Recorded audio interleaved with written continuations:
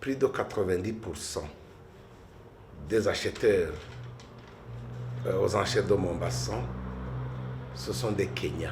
L'organisation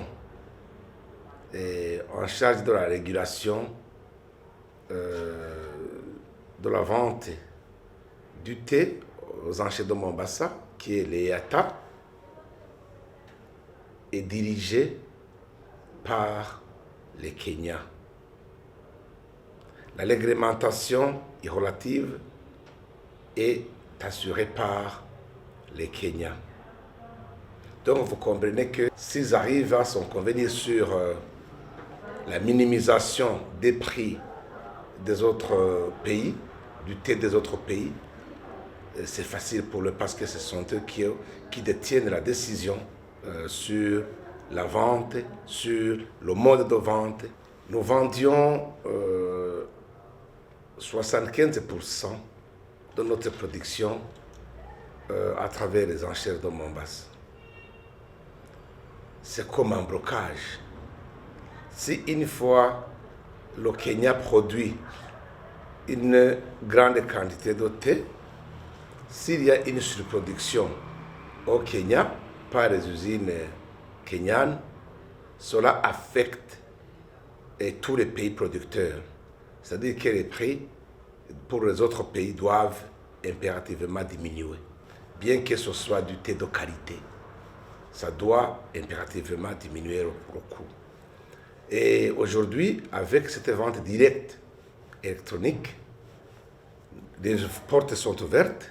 Comme ce n'est plus nécessaire de passer par les enchères de Mombasa, d'abord on nous donne directement l'autorisation, cela nous permet directement de chercher à l'aide de cette voie nos clients propres, appelés acheteurs directs.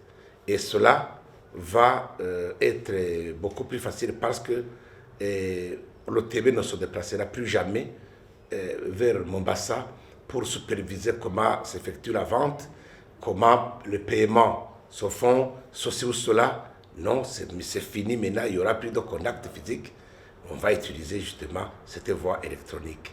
Ça va d'abord diminuer les coûts commerciaux, les frais d'entreposage, les frais de courtage, parce que les gens qui vendaient le thé burundais étaient des commissionnaires, parce qu'on leur verse des commissions officielles. Regarde ces coûts-là qui s'élevaient à peu près $1 million par an vont revenir dans les caisses de l'OTB. C'est un nouvel mode de commercialisation qui est vente électronique.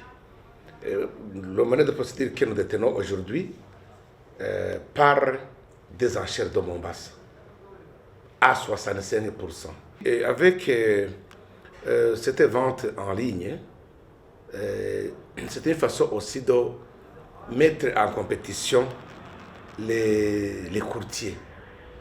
Cette fois-ci, nous allons lancer un appel à nos compatriotes burundais vivant à l'étranger, qui vivent dans des pays où on achète le thé, là où ils sont intéressés par le thé. Et ces gens-là, ces Burundais-là, s'ils arrivent à nous trouver des marchés rémunérateurs, des marchés importants, on leur donnera aussi des commissions comme on le faisait chez les courtiers kenyans. Avec les Burundais, nous allons les exiger de chercher des clients qui acceptent de vendre le thé avec l'étiquette de notre pays, avec l'étiquette nationale, avec les emballages qui seront produits par l'OTB. Nous pensons que cela va prendre 2 mois. D'abord, il y a la formation. Deuxièmement, il y a la mise en application de ce qu'on aura appris.